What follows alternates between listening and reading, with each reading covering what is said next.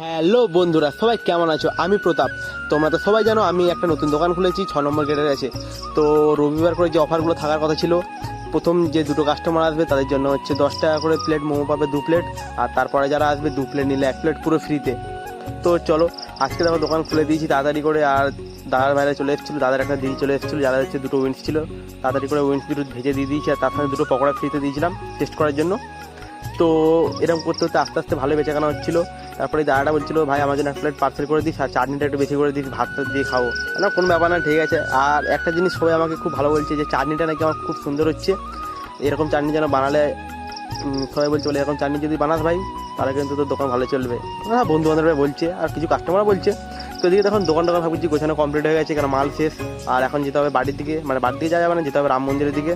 তো দেখি দেখো আশেপাশে যা দোকান ছিল সবাই চলে গেছে, এখন যাবো রাম মন্দিরে, টাকা পয়সা তুলবো, তুলে যাবো বাড়িতে। তো চলো, তোমাদের সাথে দেখা হচ্ছে পরের ভিডিওতে। টাটা।